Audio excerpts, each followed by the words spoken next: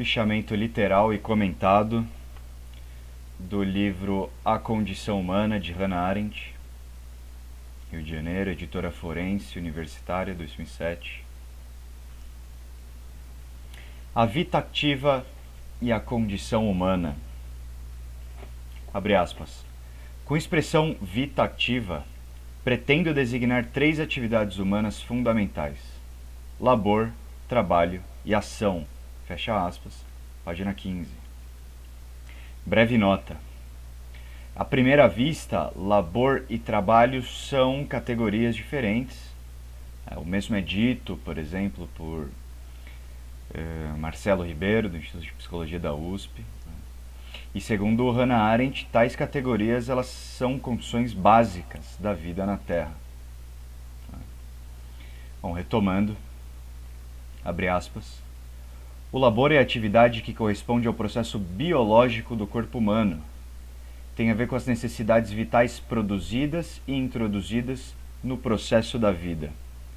A condição humana do labor é a própria vida. Fecha aspas, página 15.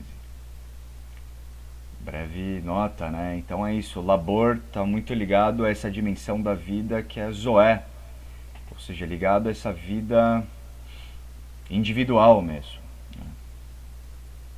Portanto, subsistencial. Retomando, abre aspas. O trabalho é a atividade correspondente ao artificialismo da existência humana.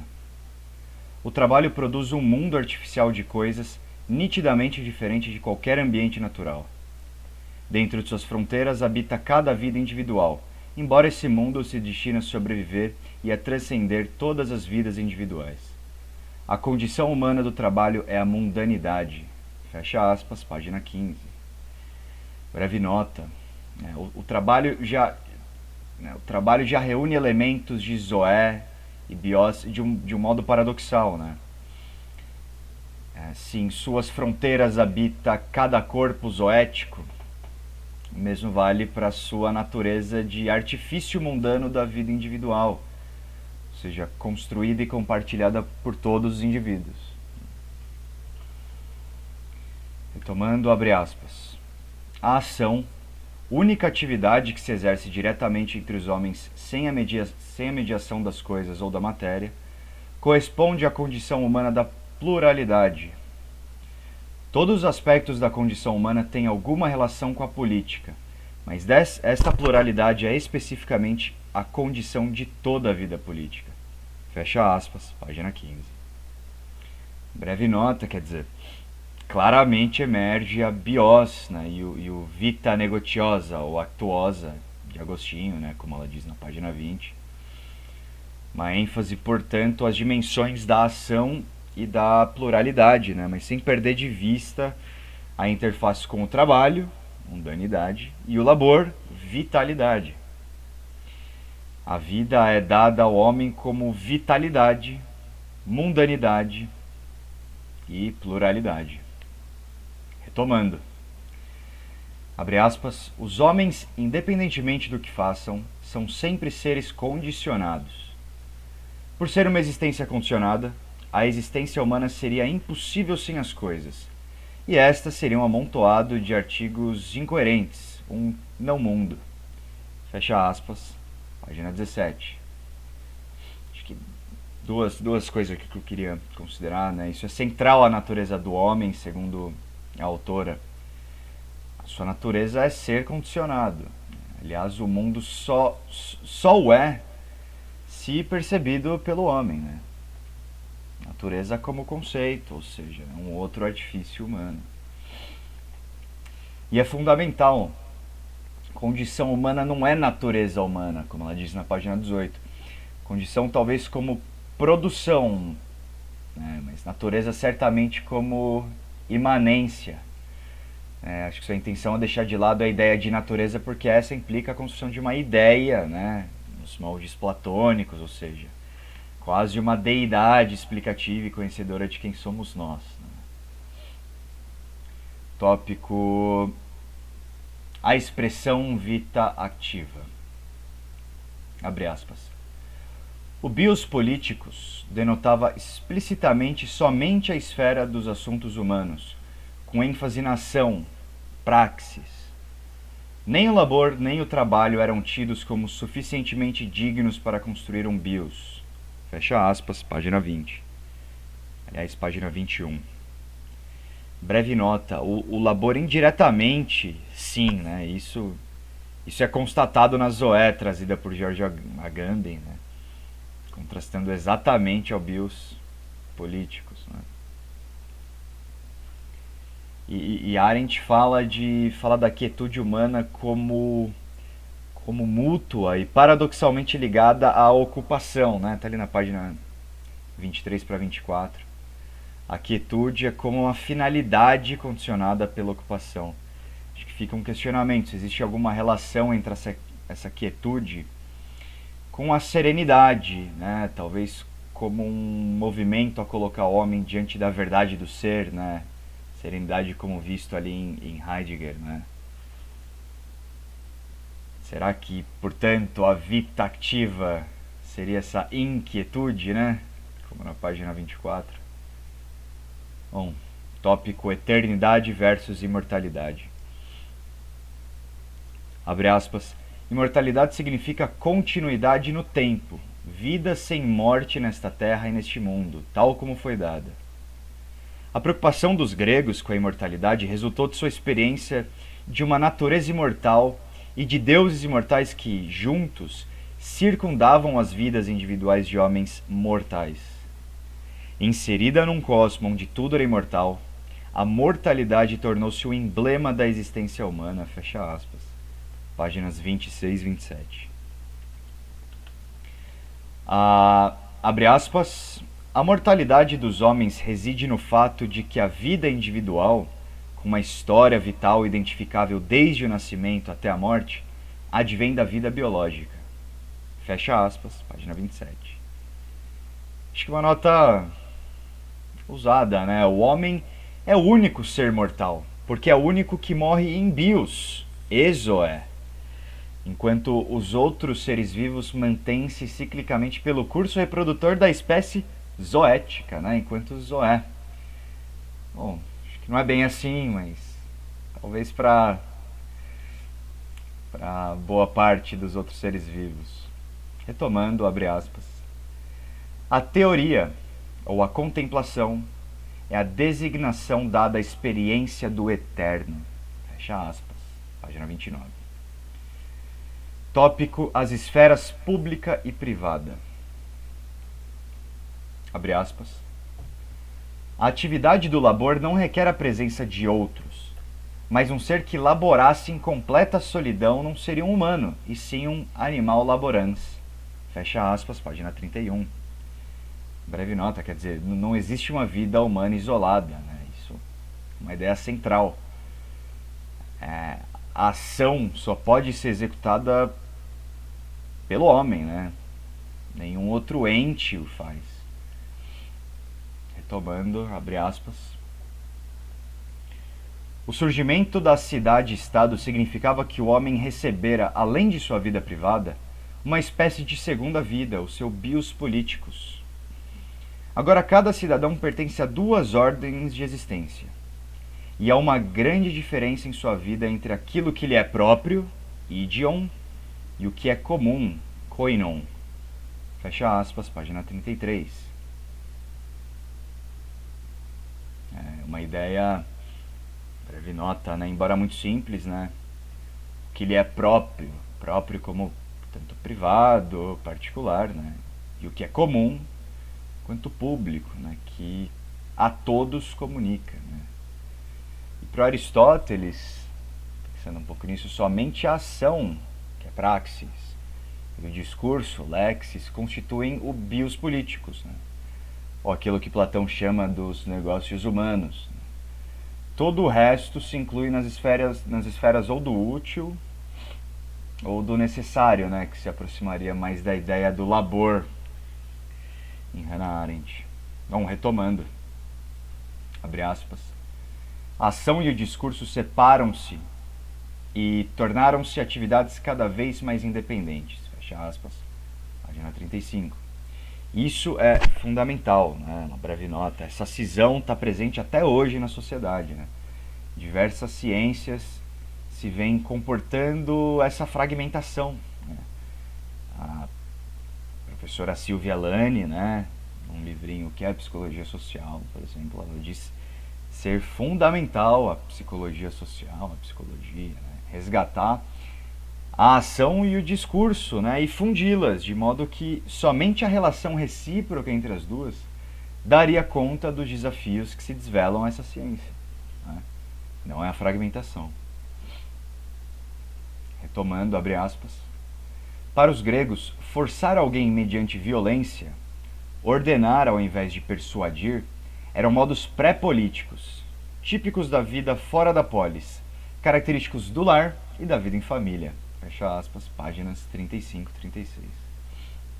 Só mais uma nota aqui, né? Porque a esfera do lar ela é marcada pelas necessidades e, portanto, ela se relaciona ao labor. A esfera da polis é marcada pela liberdade, naturalmente condicionada pela vitória ou pelo atendimento, né, das necessidades subsistenciais. Isso a gente vê mais ou menos na página 40.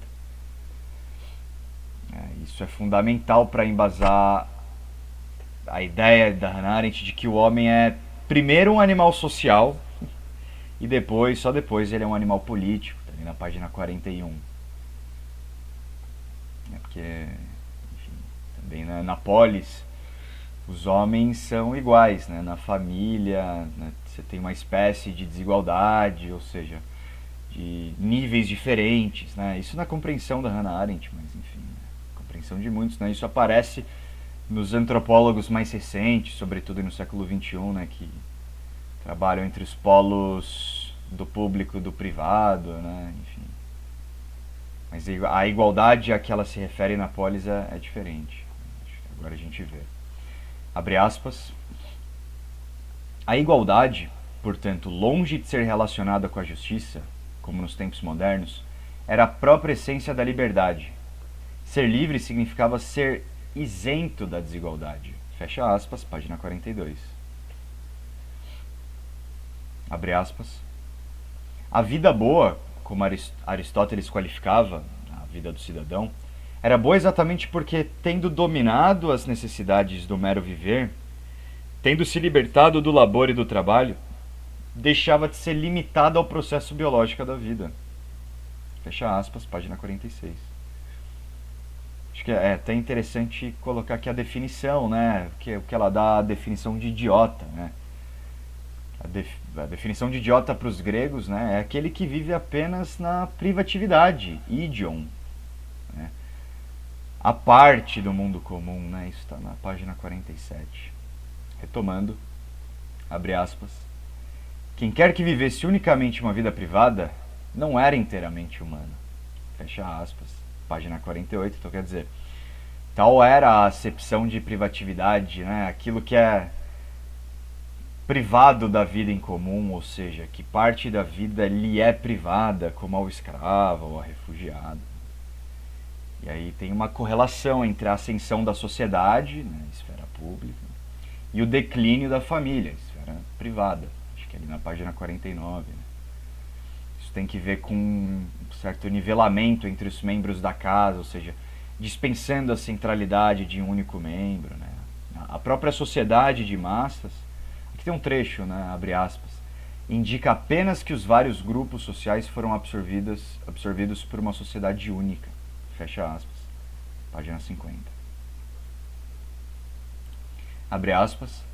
A vitória da igualdade no mundo moderno é apenas o reconhecimento político e jurídico do fato de que a sociedade conquistou a esfera pública e que a distinção e a diferença reduziram-se a questões privadas do indivíduo. Fecha aspas. Página 51. Abre aspas. A esfera pública era reservada à individualidade. Era o único lugar em que os homens podiam mostrar quem realmente e inconfundivelmente eram. Fecha aspas, página 51. Abre aspas. Grandes números de indivíduos agrupados numa multidão desenvolvem uma inclinação quase irresistível na direção do despotismo, fecha aspas, página 53. Abre aspas. A triste verdade acerca do behaviorismo é que quanto mais pessoas existem, maior a possibilidade de que se comportem e menor a possibilidade de que tolerem o não comportamento, fecha aspas, página 53. Acho que é preciso explorar isso um pouco melhor, né? Qual que é essa compreensão que ela adota, né? Comportamento enquanto uma uniformidade, um padrão estatisticamente identificável, né? Segundo ela, alguma coisa por aí. Interessante, né? Porque essa página também, a gente percebe, página 53, uma crítica ao liberalismo clássico e à autorregulação harmônica dos arranjos econômicos, que é uma coisa foi recrudescida aí pelo menos no século XXI, né? Então, retomando, abre aspas, o surgimento das ciências do comportamento indica claramente o estágio final dessa evolução, né, da economia na sociedade, quando a sociedade de massas já devorou todas as camadas da nação e a conduta social foi promovida a modelo de todas as áreas da vida, fecha aspas, página 55. Abre aspas. A sociedade constitui a organização pública do próprio processo vital. A sociedade é a forma na qual o fato da dependência mútua em prol da subsistência e de nada mais adquire importância pública, fecha aspas, página 56. Isso é uma ideia central a ser mantida. A sociedade nem se amolda harmonicamente como os liberais, nem segundo o que corajosamente Marx bolou, aí, segundo Hannah Arendt. A sociedade ela se amolda reciprocamente a partir das necessidades subsistenciais humanas, que extrapolam da escala familiar, do íntimo e do particular, o ídios, ao público, ao plano da vida em comum, espacialmente partilhável. Para pensar, então, a sociedade torna públicas as necessidades do privado, né? Interessante. Retomando, abre aspas. O termo público significa o próprio mundo, na medida em que é comum a todos nós. Conviver no mundo significa essencialmente ter um mundo de coisas interposto entre os que nele habitam em comum, fecha aspas, página 62. Uma breve nota, ela afirma na mesma página que o mundo é um intermediário e que, por isso, tanto separa quanto se relaciona com os homens. Né? Agora, o que isso quer dizer? Retomando, abre aspas. O que torna tão difícil suportar a sociedade de massas não é o número de pessoas que ela abrange. Antes, é o fato de que o mundo, entre elas, perdeu a força de mantê-las juntas, de relacioná-las umas às outras e de separá-las. Fecha aspas, página 62. Abre aspas. Até mesmo os ladrões têm entre si, inter se, aquilo que chamam de caridade. Fecha aspas, página 63. Quer dizer, será então que existem, portanto, diferentes mundos entre os grupos? Ou um único mundo incompatível em dar conta das múltiplas necessidades individuais? Né? Uma coisa para refletir por aqui nessa linha aqui em Hannah Arendt. Retomando, abre aspas, para o indivíduo, viver uma vida inteiramente privada significa, acima de tudo, ser destituído das coisas essenciais à vida verdadeiramente humana, fecha aspas. Página 68, um trecho fundamental, uma crítica à sociedade de massas, exatamente por destruir as esferas. Esfera pública, a esfera privada, né? A gente vê isso na página 68. Já na página 69, ela, né, de forma convergente aí com Marx, ela nota essa decadência da esfera pública como algo anterior à decadência do Estado. E aqui na página 71, ela demonstra a diferença entre propriedade e riqueza, apontando para algo que é contemporâneo, né? Que é sociedades muito ricas, mas que não há ao mesmo tempo muitas propriedades, né? Em razão de uma riqueza nominal de alguns poucos, né? De modo que corresponde quase a riqueza da sociedade como um todo, né? E é muito importante para ela, apesar de tudo, a questão da propriedade privada. Não só para ela, mas para Simone Weil, como já lido, né? Hannah Arendt aponta a existência da propriedade desde muito antes das sociedades modernas, isso aí está na página 71. E a propriedade privada significa inexoravelmente a inserção do indivíduo à vida pública, né? Ela é condição sine qua non. Retomando, abre aspas. Originalmente, a propriedade significava nada mais nada menos que o indivíduo possuía seu lugar em determinada parte do mundo e, portanto, pertencia ao corpo político. Fecha aspas, página 71. Abre aspas. Assim, não é realmente exato dizer que a propriedade privada, antes da era moderna, era vista como condição axiomática para a admissão à esfera pública. Ela era muito mais que isso. A privatividade era como que o outro lado escuro e oculto da esfera pública. Ser político significava atingir a mais alta possibilidade da existência humana. Mas não possuir um lugar próprio e privado, como no caso do escravo, significava deixar de ser humano. Fecha aspas, página 74.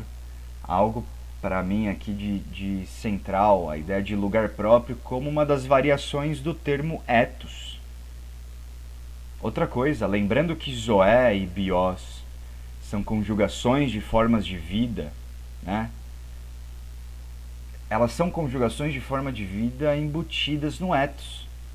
O mesmo certamente é válido com o que Hannah Arendt quer dizer com a vida pública e vida privada, trabalho e labor, enfim.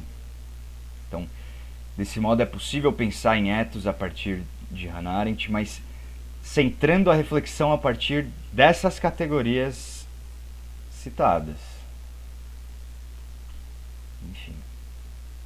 Retomando, abre aspas, a propriedade moderna perdeu seu caráter mundano e passou a situar-se na própria pessoa, fecha aspas, página 80. De novo, algo fundamental nessa página, ela defende a existência da propriedade privada, porque ela assegura o atendimento das necessidades mais urgentes, né? Tanto quanto, segundo Locke, de nada nos vale o comum se não tivermos o que é próprio. Além disso, somente as quatro paredes da propriedade individual, está ali na página 81, são nosso único refúgio seguro contra o mundo externo. Retomando, abre aspas. O único modo eficaz de garantir a sombra do que deve ser escondido contra a luz da publicidade é a propriedade privada, um lugar só nosso no qual podemos nos esconder, fecha aspas, página 81. Acho que só fechando, né? A privatividade é então uma face para se visualizar a relação público-privado, né? Não é a única. Tópico labor. Esse é um tópico interessante, né? Que antes de começar aqui, né? Num desvio à etimologia, Hannah Arendt ela afirma que a palavra labor nunca designa uma finalidade. É uma espécie de gerúndio, né? E eu preciso, né, pensar nesse link, porque eu lembro do professor Marcelo Ribeiro, né? Nunca é a palavra trabalho, é sempre o trabalhar, trabalhando, ou seja, working. Né? Isso em Hannah Arendt a gente vê na página 91. Retomando, abre aspas. Ao contrário do que ocorreu nos tempos modernos, a instituição da escravidão na antiguidade não foi uma forma de obter mão de obra barata, nem instrumento para fins de lucro, mas sim a tentativa de excluir o labor das condições da vida humana. Fecha aspas, página 95. Abre aspas, o labor de alguns é bastante para a vida de todos. Fecha aspas, página 99. Abre aspas, A distinção entre trabalho produtivo e improdutivo contém, embora eivada de preconceito, a distinção mais fundamental entre trabalho e labor, fecha aspas, página 98. Acho que é uma coisa interessante aqui aportar agora a Marx, né? Porque em Marx, a segunda interpretação da Hannah Arendt, labor e trabalho seriam a mesma coisa, uma vez que todas as coisas do mundo sejam concebidas pelo labor. Mas então, mesmo trabalho seria um desdobramento do labor, né? Porque em Marx, força de trabalho é igual a labor, né? Aqui sobre o trabalho intelectual ela diz, abre aspas, se o labor não deixa atrás de si vestígio permanente, o processo de pensar não deixa coisa alguma tangível. Fecha aspas, página 101. Só uma nota, né? Hannah Arendt afirma que os teóricos contemporâneos, ou mais antigos, distinguiam labor e trabalho apenas em grau. Página 105. Preciso levar em conta sua localização, sua função, sua duração, sua permanência no mundo. Isso na mesma página, né? Ela ilustra a necessidade de se distinguir com clareza as duas categorias a partir dessa analogia. Abre aspas. A distinção entre um pão cuja longevidade no mundo dificilmente ultrapassa um dia e uma mesa, que pode facilmente sobreviver a gerações de convivas, é sem dúvida muito mais óbvia e decisiva que a diferença entre um padeiro e um carpinteiro. Fecha aspas, página 105. Aqui Hannah Arendt afirma que é a linguagem, né, e a experiência do mundo que nos ensinam sobre as coisas do mundo.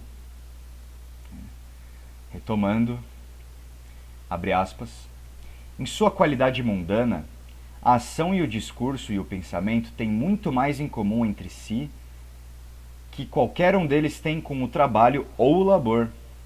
Em si, não produzem nem geram coisa alguma. Para que se tornem coisas mundanas, isto é, feitos, fatos, eventos e organizações de pensamentos ou ideias, devem primeiro ser vistos, ouvidos e lembrados e em seguida transformados, coisificados em algum tipo de registro, documento ou monumento. Sem a lembrança e sem a reificação, as atividades vivas da ação, do discurso e do pensamento desapareceriam como se nunca houvesse existido. Fecha aspas. Páginas 106, 107, uma breve nota. Outro certo paralelo aí com o professor Marcelo Ribeiro, agora trazendo a ação e o discurso, né, como trabalho, como labor, né, dirá ela como artesanato ou artifício, né, na página 107. Enfim, e é isso, né? A ação e o discurso sendo trazidos para a questão do reconhecimento.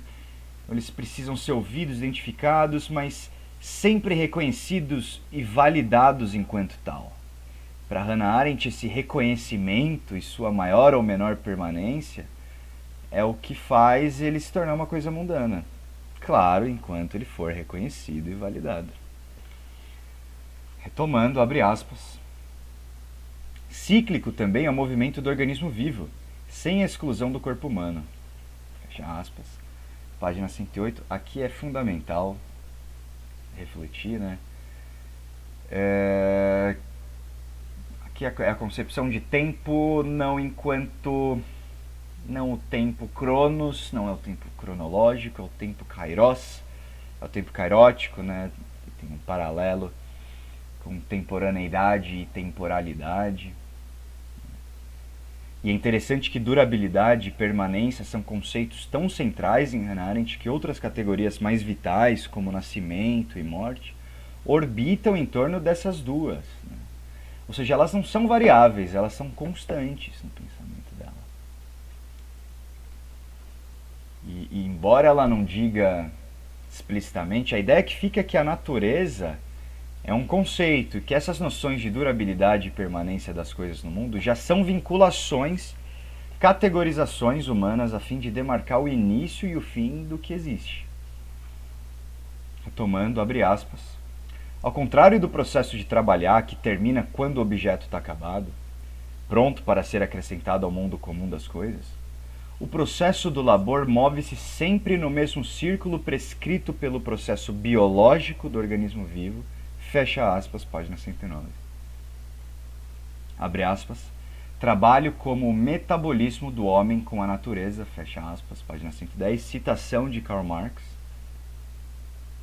Abre aspas, tudo que o labor produz destina-se a alimentar quase imediatamente o processo da vida humana, fecha aspas, página 111. Mas uma breve nota aqui, né? Os trabalhos, desde sempre, com uma conotação heróica, como uma luta para manter limpo o mundo, né? Na página 112 a gente tem essa ideia um pouco. E o labor, acho que ele se expressa sob a equação de algo mais natural e menos mundano. Né? Segundo Hannah Arendt, só Marx estudou essa ideia com a devida importância, enquanto Locke e Smith focaram no trabalho, ainda que, enfim, o sobrenome de trabalho convergisse com a ideia de labor. E Marx define o homem como o animal laborans, e Arendt não parece se desprender dessa ideia no curso do texto. Então, retomando, abre aspas, de todas as atividades humanas, somente o labor e não a ação nem o trabalho é interminável. Fecha aspas, página 117. Abre aspas. Locke fundamentou a propriedade privada naquilo cuja propriedade é a mais privada de todas, a propriedade do homem no tocante a si mesmo, ou seja, o seu próprio corpo. O labor do nosso corpo e o trabalho de nossas mãos tornam-se uma coisa só. Esses meios, corpo, mão e boca, não pertencem em comum à humanidade, mas são dados a cada homem para seu uso privado. Fecha aspas, página 123. Uma breve nota, Só o trabalho é universal porque ele comunica um aspecto da vida social, a saber, a bios políticos, O labor ele é ideográfico, é o paradoxo da universalização do que é individual. O labor ele é comum a todos, mas apenas dentro da singularidade de cada um. Isto é, ele independe do contato com o outro, dirá Hannah Arendt. Retomando, abre aspas. O corpo realmente passa a ser a quintessência de toda a propriedade, uma vez que é o único bem que o indivíduo jamais poderia compartilhar com o outro. Fecha aspas, página 124. E acho que isso é um pouco a ideia de hedonismo, essa vida apolítica e totalmente privada, orientada, calcada nos sentidos. Retomando, abre aspas, a única atividade que corresponde estritamente à experiência de completa ausência do mundo é o labor, no qual o corpo humano, embora em atividade, também se volta para dentro de si mesmo e permanece preso ao seu metabolismo com a natureza sem jamais transcender ou libertar-se do ciclo. Fecha aspas, página 127. Abre aspas. Para os mortais, a boa vida dos deuses seria uma vida sem vida. Fecha aspas, página 132. Uma breve nota, O labor extenuante, isso aí não são meros esforços, É a própria vida em movimento. E a vida dos ricos reflete uma perda da intimidade em detrimento da sensibilidade do mundo, Esse lhe pertence de modo distante por conta da forclusão do corpo medial. É uma ideia que a gente percebe na página 133. O seguinte trecho é fundamental, reforça essa ideia que é comum aí a Hannah Arendt e a Gustav Berg. Abre aspas. O fato é que a capacidade humana de vida no mundo implica sempre uma capacidade de transcender e alienar-se dos processos da própria vida, enquanto a vitalidade e o vigor só podem ser conservados na medida em que os homens se disponham a arcar com o ônus, as fadigas e as penas da vida. Fecha aspas, página 133. Uma breve nota, Homem igual a sujeito à necessidade. isso na página 133. E a única coisa que contempla essas necessidades é o labor. O labor ele pode ser facilitado, pode ser atenuado, suavizado, mas nunca suprimido por completo, porque quem o executa é o ser de necessidades. E a demanda pelo que é necessário é, em miúdos, uma demanda pela própria vida. Retomando, abre aspas. As ferramentas e instrumentos que podem suavizar consideravelmente o esforço do labor não são eles mesmos produtos do labor, mas do trabalho. Nenhum trabalho pode ser feito sem instrumentos. Fecha aspas, página 134. Uma ideia breve aqui, né? Sobre especialização do trabalho, guiada pelo produto do trabalho, né? Que exige diferentes habilidades. E sobre divisão do labor, que é essa equivalência de todas as atividades isoladas, não requerem habilidades, não têm finalidades em si mesmas. Isso está na página 135. Essa força, ela corresponde à imortalidade da espécie. Retomando, abre aspas, a divisão do labor, e não o aumento da mecanização, substituiu a rigorosa especialização antes exigida para todo tipo de artesanato. O artesanato é somente necessário para o projeto e o fabrico do modelo, antes que esse seja produzido em massa. Fecha aspas, página 137. Abre aspas. Ferramentas e instrumentos diminuem o esforço e a dor, e com isto mudam o modo pelo qual a urgente necessidade inerente ao labor era, antes, percebida por todos. Não mudam a necessidade em si, servem apenas para escondê-la dos nossos sentidos. Fecha aspas, página 137, uma ideia central. Hannah Arendt traz uma concepção de que a forclusão do corpo medial, numa transição entre o animal laborans para o animal faber, surge como uma pulsão, uma necessidade, e talvez uma necessidade fabricada pelo Homo faber, de não usar ou consumir, segundo as necessidades do laborans, as coisas do mundo físico que se apresentam ao homem. Do contrário, consumi-las e devorá-las como num ritual antropofágico em que se homenageia o corpo do devorado. Consumir desenfreadamente é prestar uma homenagem distante e já forcluída aquilo que surge do metabolismo homem, trabalho, natureza. Essa forclusão do corpo medial para Hannah Arendt é a forclusão do metabolismo entre homem e natureza. Retomando, abre aspas. Do ponto de vista de prover o próprio sustento, toda atividade não relacionada com labor torna-se hobby. Fecha aspas, página 140. Abre aspas. A emancipação do trabalho, nos termos do próprio Marx, equivale à emancipação da necessidade, o que significaria, em última análise, a emancipação em relação ao próprio consumo. Fecha aspas, página 143. Abre aspas. O ideal não é novo. Estava claramente contido na premissa inconteste da economia política clássica de que o objetivo final da vida ativa é a riqueza crescente, a abundância e a felicidade da maioria. Fecha aspas, página 145, uma breve nota. É uma busca pelo eudaimon, pela eudaimonia, pelos signos vinculados ao hedonismo, à fruição, a um mito fundante como o da Idade do Ouro, né? Retomando, abre aspas.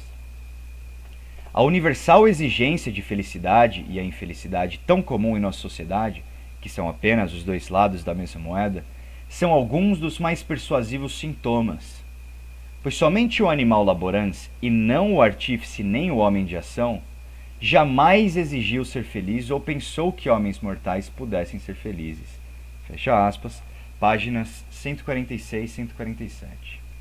Breve nota, uma crítica a essa suavização do funcionamento dos processos, bem como a abundância, cujo devir é o desprendimento do labor, que é a ideia da forclusão do corpo medial do Augustenberg. Isso na página 148 fica mais nítido. Retomando, abre aspas. o trabalho de nossas mãos em contraposição ao labor do nosso corpo, o Homo faber que faz e literalmente trabalha sobre os materiais, em oposição ao animal laborans que labora e se mistura com eles. Fecha aspas, página 149. Abre aspas. O Homo faber, criador do artifício humano, sempre foi um destruidor de natureza. Fecha aspas, página 152. Essa ideia de que o Homo faber ele assume a figura de Prometeu. E Arendt está criticando esse devir do Homo faber ali nas páginas 157 e 158. Né? O homem, quiçá, se lhe fabrique um devir perverso, né? Enfim, pelo jeito é esse devir perverso mesmo. Né? Ele produz a máquina que lhe domina. E isso é um paralelo com Heidegger.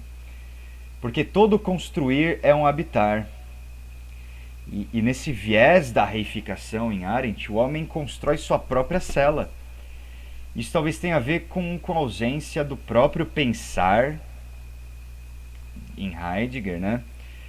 Além da sua serenidade para com as coisas, né? Evidentemente, falta serenidade no processo de reificação. Né? Retomando, abre aspas, já não é o movimento do corpo que determina o movimento do utensílio, mas sim o movimento da máquina que impõe os movimentos ao corpo. Nada pode ser menos artificialmente mecanizado que o ritmo do processo do labor, que, por sua vez, corresponde ao ritmo repetitivo do processo vital e do metabolismo da vida com a natureza. Fecha aspas, página 159. Abre aspas. Hoje passamos a criar, por assim dizer, isto é, a desencadear processos naturais nossos que jamais teriam ocorrido sem nós. Fecha aspas, página 161. Abre aspas. Para a sociedade de operários, o mundo das máquinas substitui hoje o mundo real, embora este pseudônimo seja incapaz de realizar a mais importante tarefa do artifício humano, que é a de oferecer aos mortais um abrigo mais permanente e estável que eles mesmos. Fecha aspas, páginas 165 166. Uma breve ideia. Essa filosofia do Homo faber, né, do trabalho, em Hannah Arendt, é o utilitarismo sistemático, né, da constante transformação meios, fins, meios, pela premissa de que tudo deve ter um uso. Isso a gente vê na página 168. Não há princípio, não há algo que demarque um início ou um fim em si. Então é uma relação cíclica. Abre aspas. Na medida em que é Homo faber, o homem instrumentaliza. Fecha aspas. Página 169. Abre aspas. Pois, se o homem é a medida de todas as coisas, então só o homem escapa à relação de meios e fins. Só ele é um fim em si mesmo, capaz de usar tudo o mais como meios. Fecha aspas, página 171. Uma ideia dela aqui sobre memória, abre aspas. No entanto, até mesmo um poema, não importa quanto tempo tenha existido como palavra viva e falada na memória do bardo e dos que o escutaram, terá mais cedo ou mais tarde que ser feito, isto é, escrito e transformado em coisa tangível, para habitar entre coisas, isto é, escrito e transformado. Repetir. Pois a memória e o dom de lembrar, dos quais provém todo o desejo de imperecibilidade, necessitam de coisas que os façam recordar para que eles próprios não venham a perecer. Fecha aspas, página 183. Essa é uma ideia. A arte é um dos artifícios mais mundanos. Retomando, abre aspas, o mundo de coisas feito pelo homem, o artifício humano construído pelo Homo faber, só se torna uma morada para os homens mortais, um lar cuja estabilidade suportará e sobreviverá ao movimento continuamente mutável de suas vidas e ações, na medida em que transcende a mera funcionalidade das coisas produzidas para o consumo e a mera utilidade dos objetos produzidos para o uso. Fecha aspas. Páginas 186, 187. Fundamental aqui esse diálogo entre Hannah Arendt e Heidegger. O construir só se torna habitar se houver um movimento transcendental das coisas construídas, ou seja, se essas passarem de ser objeto, produto do artifício humano e tornarem-se coisas do uso humano, né? Do funcionalismo ou utilitarismo ao pleno uso e consumo. Fica um pouco isso, né? Necessidade, então, sinônimo de labor, utilidade, sinônimo de trabalho. A gente vê na página 189. Aqui a Arendt também fala muito de como a linguagem é central, não é? Não só nela, em Heidegger também. Retomando, abre aspas. Nenhuma outra atividade humana precisa tanto do discurso quanto a ação. Na ação e no discurso, os homens mostram quem são, revelam ativamente suas identidades pessoais e singulares e assim apresentam-se ao mundo humano. Fecha aspas, página 192. Abre aspas. Ao contrário da fabricação, a ação jamais é possível no isolamento. Estar isolado é estar privado da capacidade de agir. A ação e o discurso necessitam tanto da circunvizinhança de outros, quanto a fabricação necessita da circunvizinhança da natureza, fecha aspas, página 201. Isso é importantíssimo. Né? A ação, embora possa vir do nada, ela sempre resultará em reações. Todo processo causa outros processos, que são, aí, novas ações, está na página 203. Ou seja, a ação sempre estabelece relações. Né? Retomando, abre aspas. Porque eudaimonia não significa felicidade nem beatitude. É intraduzível e talvez até inexplicável. Significa literalmente algo como o bem-estar do daimon que segue o homem durante toda a sua vida e que é sua identidade inconfundível, mas que só transparece e é visível para os outros. Fecha aspas, página 205. Só acho que uma reflexãozinha aqui. Né? O daimon seria uma face da identidade não acessível pelo próprio sujeito, mas constitutiva a todos. Né? Ela é, antes de tudo, vista pelo outro. Será então que a eudaimonia seria uma forma de bem-estar do indivíduo na interface com o outro? Então a eudaimonia seria uma ideia relacional, portanto intersubjetiva, um bem-estar ou felicidade que só o é pelo outro, com o outro. Só é possível pelo indivíduo que age e que fala. Está na página 206. Uma coisa importante, né? Acho que poiesis entendido como fabricação, praxis entendido como ação aqui em Hannah Arendt.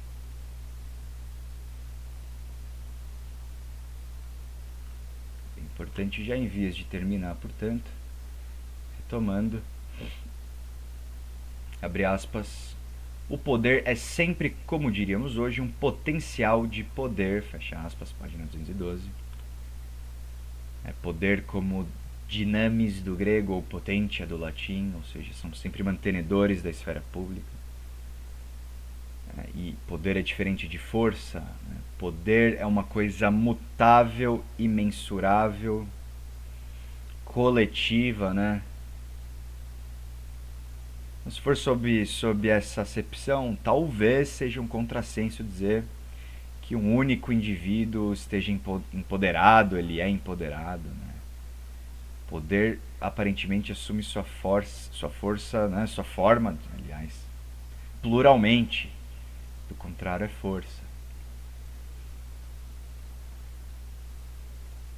Se a tirania e o despotismo são as antagonistas das formações plurais, será que podemos afirmar que não se constituem, portanto, como poder, mas como força? Acho que vendo aqui página 214, página 215, dá para pegar por aí. Retomando, abre aspas, só o poder efetivamente pode aniquilar a força, e, portanto, a força combinada da maioria é a ameaça constante ao poder, fecha aspas, página 215. Uma coisa aqui, né, muito muito breve, um diálogo quiçá remoto entre a bios carrasca de uma Zoé e vice-versa. Né? Esse é o ethos do poder, a relação de amoldagem entre poder e força, segundo Hannah Arendt.